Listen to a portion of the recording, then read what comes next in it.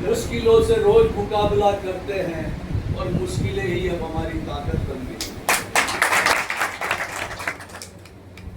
राष्ट्रीय मजदूर संघ रामगंज मंडी इंटेक द्वारा आयोजित आज कार्य समिति बैठक में हम सबके वरिष्ठ नेता परम आदरणीय मुक्ता साहब, हमारे वरिष्ठ नेता सुदान सिंह जी साहब, हमारे कोटा संभाग के प्रभारी और राजस्थान इंटेक के वरिष्ठतम उपाध्यक्ष परम आदरणीय जोशी साहब, हमारे लोक अध्यक्ष जी, चेयरमैन साहब, मंडल अध्यक्ष जी जो कांग्रेस पार्टी से पधारे हुए, मंगलम सीमेंट के अध्यक्ष जी और उनकी पूरी टीम, हमारे ब्लॉक अध्यक्ष जी कोचर साहब, कोचर जी मंगलम सीमेंट के पूर्व पदाधिकारीगण और समस्त उपस्थित मेरे मजदूर भाई, ये सर्वप्रथम तो मैं भवानी सिंह जी और फैसला साहब के चरणों में नमन करता हूँ जो हमारे लिए मजदूरों के लिए उन्होंने बहुत त्याग, तपस्या और संघर्ष करके उस जमाने में यहाँ पर मजदूर संगठन की स्थापना की और उस पीढ़ी में देश की आज़ादी के समय इंटेक की स्थापना हुई। कल मैंने समारोह में बताया था, उस समय में भी गुप्ता साहब उसके पहले से जन्म लिए हुए, इंटेक का जन्म बाद में हुआ, आपका जन्म पहले। इंटेक को जन्म लिए 79 ईयर्स हुए कल और आपको 88 ईयर्स हुए। ऐसी महान विभूतियों ने इस कर्मभूमि को सींचा है पसीने से और पिछले विगत वर्षों में फैसला जी का निधन होने से, सुदान सिंह जी के पद से सेवानिवृत्त होने से नौजवानों को मौका देने की मेरी एक आदत थी। मैं खुद नौजवान था और रेड्डी साहब ने मुझे मौका दिया तो मैं चाहता था कि नौजवान आगे आए, नौजवान आगे आकर काम संभाले और मजदूरों की हिफाजत करे, संघर्ष करे, उनको ताकत दे। और इतना आसान तो है नहीं, ये तो ग्रेट इंडियन मूवमेंट है। मेरे पे 18 मुकदमे लगे, 9 बार जेल में गया हूँ, 3 बार मेरे को शूटरों ने गोलियां चली, प्राणघातक हमले हुए मेरे पे। ये मजदूर आंदोलन है, आपको पूंजीपतियों से लड़ना, आपको सरकारों से लड़ना है। इसलिए स्वर्गीय बी चौधरी साहब कहते थे कि जिसका जिगर है वो लेबर लीडर, जिसका जिगर नहीं है वो लेबर लीडर में मत आओ। यूनियन का काम करना इतना आसान नहीं है, आपको पूंजीपति से टकराना पड़ेगा, आपको सरकारों से टकराना पड़ेगा और जिसके कफन बांध के इस मजदूरों के कल्याण के लिए लड़ने का मादा हो वो इस फील्ड में चलता है। मेरी नौकरी गई, टर्मिनेट हुआ, मेरी खुद की नौकरी गई, टर्मिनेट हूँ, कड़ी पार किया उदयपुर जिले से, मुकदमे इतने ठोक दिए, मैनेजमेंट ने मुझे जिला बदल कर दिया। संघर्ष करना पड़ता है, इतना आसान होता तो कई नेता बन जाते, कई मजदूर नेता नजर आते। राजनीति में आप देखते हो नहीं, कांग्रेस पार्टी में, बीजेपी में नेताओं की लाइन लग जाती है, आप ट्रेड यूनियन में ढूंढो तो 5-7 नेता बड़ी मुश्किल से नजर आते हैं। इसका कारण ये है कि ये बहुत संघर्षपूर्ण रास्ता है और इस रास्ते पे वही आदमी विजेता बनता है जो सच्चाई और ईमानदारी पे चलता है। जो अभी राजेंद्र सिंह ने कहा ना कि सच्चाई और ईमानदारी पे चलते हुए उन्होंने 13% से 17% कराया, 18%। ये सच्चाई की राह पे ईमानदारी से चलने वाला व्यक्ति करा सकता है, बाकी 13% से 10% और 11% पे हो जाता है। उस चीज की शाबाशी देते हैं आपको, क्योंकि इनका चयन तो मैंने किया, इनको मैं लेके आया। जब मैं यूथ इंटेक का प्रदेश अध्यक्ष बना, इनको कोटा का जिला अध्यक्ष बनाया था यूथ का, तो मैं चाहता था कि नौजवानों को आगे लो। इसमें नौजवान जो लाइन पे चलते हैं, ऊपर के मार्गदर्शन में सही चलते हैं। आपकी बात का जवाब दे रहा हूँ, सुनिए सर। जो नेतृत्व के कहने में चलते हैं, नेतृत्व के, क्योंकि हमने ठोकरें खाई हुई 50 साल में, हमने इतनी ठोकरें खा के अनुभव लिया तो हम नीचे वालों को सलाह देते कि इस रास्ते पे चलिए। और जब हम नए आदमी को लाते हैं, उनको पावर मिलता है, और जब पावर मिलता है तो उस पावर की चकाचौंध में ऊपर के नेतृत्व का निर्देश मिल जाते हैं और वो अपनी गलती से डूब जाते हैं और फिर दूसरों के ऊपर दोषारोपण देते हैं। वो दूसरों के ऊपर दोषारोपण करते हैं। और मैं तो यहाँ पर 4-4 बार आया हूँ इस फैक्ट्री में मंगलम में इनको बचाने के लिए। मेरे को जितना दर्द इनके लिए हुआ किसी को नहीं हुआ होगा, क्योंकि मेरा तैयार किया हुआ कार्यकर्ता है और मेरा तैयार किया हुआ कार्यकर्ता अगर डूबता है तो मैं भी डूबता हूँ उसके साथ, उंगली मेरी तरफ भी उठती है।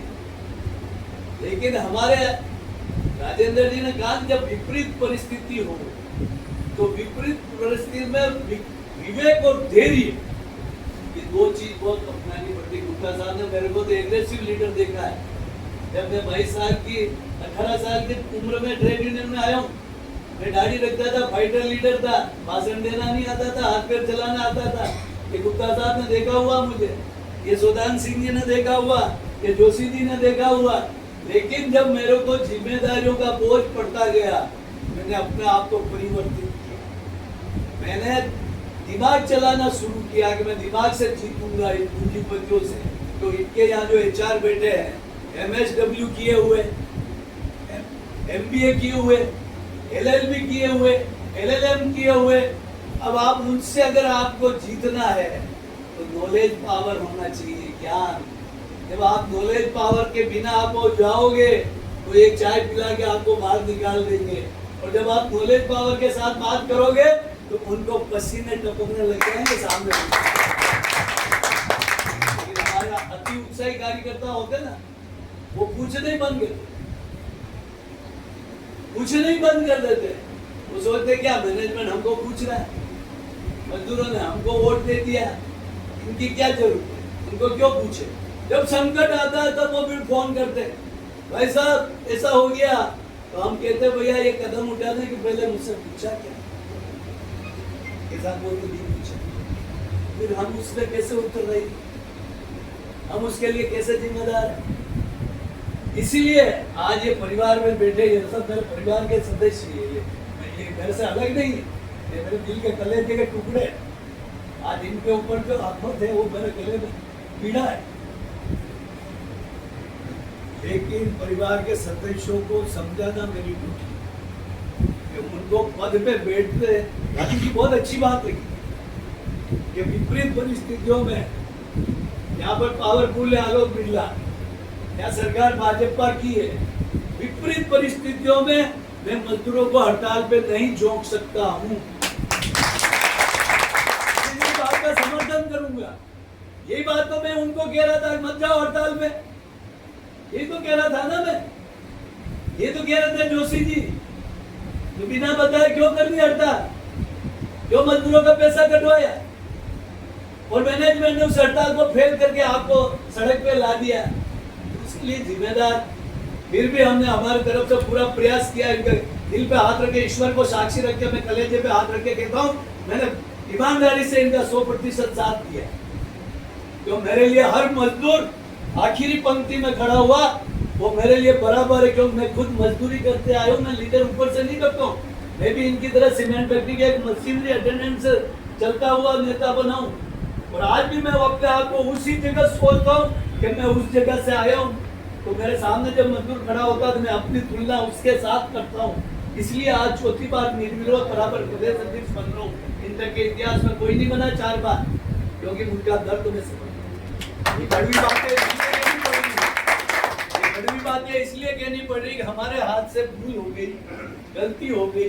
उस गलती को छुपाने के लिए अपन दूसरों पे दोषारोपण करें, दूसरों में गलतियां ढूंढे वो नहीं, अपने को आत्मचिंतन करना पड़ेगा। मेरी 85 में नौकरी गई और मुझे जब तड़ी पार किया गया तो मैं बांसवाड़ा में दूसरों पे दोषारोपण नहीं लगा, मैं वहां छुपता हुआ मैंने अपना आत्मचिंतन किया, क्या मेरे से भूल हुई, ये मेरी भूल को मुझे सुधारना। अगर इस रास्ते पे मुझे लीडरशिप करती है तो मेरे को परिवर्तन करना पड़ेगा।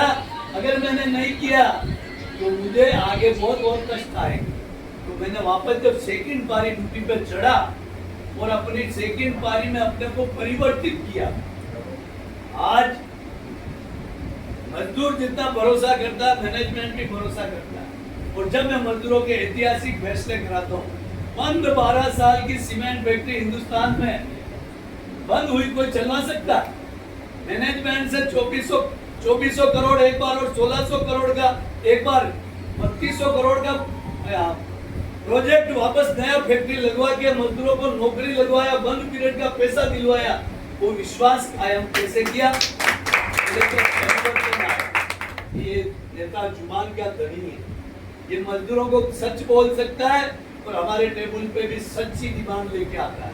तब उन्होंने इतने बंद 12 साल के बंद फैक्ट्री को वापस चलवाए। आज अपने को जब चेयर पे बैठते हैं, अपने इर्द गिर्द बैठे हुए लोगों की सलाह मानिए। वो आपकी कैबिनेट में है, आपको सलाह दे रहे हैं, लेकिन ऊपर हम बैठे जो 45-50 साल के तजुर्बे वाले, उनसे तुम जरूर शिक्षा लेना, क्योंकि वो जिस दौर से तुम गुजर रहे हो वो पहले गुजर चुके हैं, उन्होंने ठोकरे खा चुके हैं और वो ठोकरों से बचने का तरीका बताएंगे। लेकिन आप उस समय पूछते नहीं, फिर अभिमन्यु की तरह चक्रव्यूह में फंस जाते हैं और फंसने के बाद हम दूसरों के ऊपर दोषारोपण करें तो हमारी आत्मा में भी दर्द होता है। हमारे गियर थोड़ी है वो, ये मेरे परिवार के सदस्य भाई, इन्होंने मेरी जिंदाबाद लगी, इन्होंने मेरी रैलियां निकाली है, इन्होंने मेरे मंच पे साफे फेरा है, ये मेरे पराये कैसे हो सकते हैं? ये मजदूरों का फैसला कौन जीते कौन हारे, वहां के लोकल मजदूर डिसाइड करता है अध्यक्ष कौन रहेगा कौन नहीं रहेगा। मेरे लिए इस जाजम पे बैठे वो सब समान, सब समान। और अब तो करो, अब तो कुछ करो, इलाज होगा। मेरी बात सुनिए, अभी इन्होंने क्या कहा राजेंद्र जी कि राज किसका? राज तो है, राज का पावर भी तो होना चाहिए ना, आपकी आवाज में ताकत। अभी राजेंद्र जी को थोड़ी का मैंने जाओ हड़ताल करा तो मैं आगे हूँ, प्रदेश अध्यक्ष हूँ। समय और परिस्थिति देखी जाती, समय और परिस्थिति के आधार पर निर्णय किए जाते हैं। और जब समय और परिस्थिति के अनुसार इनको मैंने फोन करके कहा कि मैनेजमेंट से मेरी बात हो गई, एक बार ज्वाइन कर लो और ज्वाइन करके तुम 1 महीना वहां मेरे कहने से चले जाओ, मैं वापस लाऊंगा। बात तो माननी पड़ती है, लेकिन फिर भी हम आपका प्रयास करें, हम हमारी तरफ से ईमानदारी के साथ प्रयास करें। हमारे छोटे भाइयों, हमारे दिल पे हाथ पे आकर की जगह, लेकिन आचरण में परिवर्तन लाइए। जब मैं प्रयास करूं तो मैनेजमेंट की तरफ से नेगेटिव आंसर नहीं आना चाहिए, साहब अभी वो ये कर रहा, अभी वो कर रहा। बीच में भी मैंने 2-3 बार प्रयास किया कि मैं पूछूं, तो दोनों-तीनों बार मैनेजमेंट ने अरे साहब आपकी किनकी सिफारिश कर लो, अभी तो इन्होंने ये किया, अभी ये किया, अभी ये।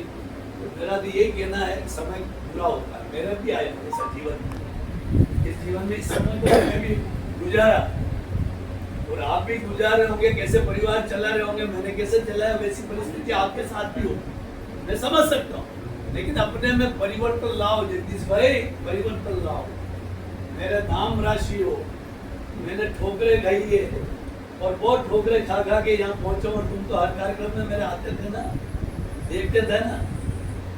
वो रिटायरमेंट का प्रोग्राम भी मेरा देखा तुमने, मजदूरों ने 21-22 लाख की गाड़ी, बेड की चांदी का वो मुकुट पहराया और इतनी बड़ा अभिनंदन पत्र भेंट किया, और भारत के सब नेता रेड्डी साहब वहाँ मौजूद थे। मैंने जेके ग्रुप जो मेरे नाम से जो मुझे टर्मिनेट करता था, वो जेके ग्रुप के डायरेक्टर मंच पे थे, और जो नहीं थे वो ऑनलाइन जुड़े हुए थे। वहाँ पर कोरोना का टाइम था 21 का, परिवर्तन लाया। जिस जगदीश श्रीवाली को टर्मिनेट करने वाला मैनेजमेंट मेरा अभिनंदन करने के लिए उस दिन मंच पे था। ये अपनी कार्यशैली में परिवर्तन लाना पड़ेगा, कार्यशैली में बदल लिए आप तो अपने आप समय बदलेगा। समय की इंतजार मत कीजिए, समय बदलेगा मैं आऊंगा। अपनी कार्यशैली सकारात्मक कीजिए, आपका समय सकारात्मक होगा और आपकी पीड़ा बुरा साल सुल्तान सिंह जी ने जो यहाँ की बात कही है, सुल्तान सिंह जी, हम 3 साल में जो संविधान का नियम है चुनाव, और चुनाव मेरा खुद का भी अधिवेशन में ब्यावर में आप सब लोग आए, चुनाव कराया। रेड्डी साहब का भी चुनाव होगा वापस, अभी ड्यू हो रहा है इसमें सितंबर-अक्टूबर में। पंचायत का चुनाव होता है, नगर पालिका का होता है, विधानसभा का होता है। तो ये चुनाव की स्वच्छ परंपरा है, इस पर लोगों को अपने नेता के प्रति आकलन करना चाहिए। मेरे को कौन अधिवेशन के लिए कह रहा था, जरा गुप्ता जी कोई कह रहा था मैंने चुनाव फर्स्ट आपने 11 में रेड्डी साहब ने मुझे कार्यवाहक बनाया। मैंने अपनी इच्छा से 15 में अधिवेशन कराया जयपुर में, निर्विरोध चुना गया। फिर वापस मेरा कार्यकाल पूरा हुआ, मैंने ब्रह्मा कुमारी ईश्वरी में सिरोही में आबू रोड पे कराया, फिर निर्विरोध चुना गया। फिर उदयपुर में कराया, फिर निर्विरोध चुना गया। फिर ब्यावर में कराया, फिर निर्विरोध चुना। इससे क्या होता है कि हमें मजदूरों का विश्वास का पता लगता है कि हम वो मजदूर कितना प्यार कर रहे हैं, कितना चाह रहे हैं। इसलिए चुनाव, जोशी साहब इनका कार्यकाल, गुप्ता जी रात को बता रहे थे कि मैंने ऑडिट रिपोर्ट भी भेजी और आपका हमारा कार्यकाल भी हो गया, उसके बारे में क्या करें। तो मैं आप 15 दिन में यहाँ जब भी समय निकाल के आइए, कार्यकारिणी के साथ बात कीजिए, सर्वसम्मति बन जाए तो सर्वसम्मति से आप पोस्टर आप प्रस्ताव भेज दीजिए, मैं अनुमोदन कर दूंगा और चुनाव के पक्ष में वो लोग वोटिंग का अधिकार दीजिए। ये डेमोक्रेसी है। देश का प्रधानमंत्री वोट से चुनता है, राजस्थान का मुख्यमंत्री वोट से चुनता है, मैं वोट से चुनता हूँ, संजीव रेड्डी साहब वोट से चुनते हैं। तो ये वोट से चुनने की परंपरा है, इसलिए आप किसी के मन में ये न रखें ये मेरा शिष्य है, छोटा कोई मैं लेके आया है। तो किसी के दिमाग में ये नहीं होना चाहिए जगदीश जी का प्रिय है तो ये इलेक्शन नहीं होगा, ये बैठे रहेंगे जिंदगी भर में। आपके अधिकारों का भी मैं आदर करूंगा कि आपको आपका नेता चुनने का अधिकार, उसमें मैं रोक थोड़ी सकता। मेरे कितने ही प्रिय है, मेरे कितने ये भी प्रिय थे, ये भी प्रिय थे, ये भी प्रिय, सभी प्रिय। मैं तो सबको सही शिक्षा देता हूँ। इनमें से कोई बोले एक भी आदमी की मैंने गलत शिक्षा बताई हो, ये अभी वर्तमान में ये बैठे, पूर्व में ये एक आदमी बोलते कि मैंने इनको कोई गलत शिक्षा बताई हो, केवल मैं कभी गलत रास्ता नहीं बताता। और आप तो भाग्यशाली। मैंने राजेंद्र जी को कहा कि राजेंद्र जी मेरी बात को मान लेते, मैंने कहा आप समय समय पर जोशी जी को बुलाओ, वो तुम्हारा मैनेजमेंट बहुत चालाक और चतुर है, वो आपको गोली दे देगा, जोशी जी को गोली नहीं दे सकता। जोशी जी वो प्रधानमंत्री के अंदर में आता है न्यूक्लियर परमाणु ऊर्जा, वो डायरेक्ट प्रधानमंत्री के देखता है, वहां बीच में मंत्री कुछ नहीं है। और उस डिपार्टमेंट के बेदार नेता रहे, बेदार। ये जब आपके मैनेजमेंट के सामने टेबल पे बैठेंगे और राम गोपाल जी गुप्ता और सुल्तान जी सिंह जी आपके साथ होंगे तो राजेंद्र जी आपकी ताकत बढ़ेगी। आपको दिमाग में ये नहीं रखना कि ये आ जाएंगे तो साहब क्या होगा, ये आपको शक्ति देने के लिए आ रहे। हम आपको क्या, हमको राजनीतिक मंडी से आके क्या देता बनना, चुनाव लड़ना, हम यहाँ क्या करेंगे? हम तो आपको छोटे भाई को मजबूत करने के लिए आ रहे हैं। तो आपको समय समय पर अगर आपने 3 साल में इनको 3 बार भी बुला लिया होता तो आज शायद आपके 4 चांद लग रहे होते। मैं दिल से कह रहा हूँ, तो मैंने जहाँ जहाँ जिम्मेदारी दी आपको, बेटे जगदीश जी पोरवाल कितनी बार मुसीबत फंसे थे, मैंने जोशी जी को भेजा कि नहीं भेजा? आपकी बुद्धि सुलझेगी नहीं सुलझेगी? तो फिर मैं आपके लिए क्यों नहीं करूंगा? आपको तो मैं छोटा भाई मानता हूँ ना, आप मुझे गुरु मानते हो, तो आपके लिए क्यों नहीं करूँ? अभी भी कोई बुरा समय नहीं निकला। और मंगलम सीमेंट और मंडी, ये दोनों यूनियनों की यूनिटी रहनी चाहिए, चाहे जीते हो वाले हो चाहे हारे वाले हो, एक परिवार की तरह रहो, एक दूसरे की जान मत खींचो, एक दूसरे की सोशल मीडिया पे बुराई मत करो। सोशल मीडिया से बुराई से संदेश गलत जाता है कि इस परिवार में अनुशासनहीनता है। और कम से कम इतना तो अपने आँख की शर्म रहनी चाहिए, एक दूसरे मिले तो दुआ सलाम करे जाता। ऐसी क्या जागीरी बांटनी? ये जय कुमार और राजू आजाद बोले नहीं, जगदीश पोरवाल और हेमंत साहब ने आजाद बोले नहीं, अरे क्या है?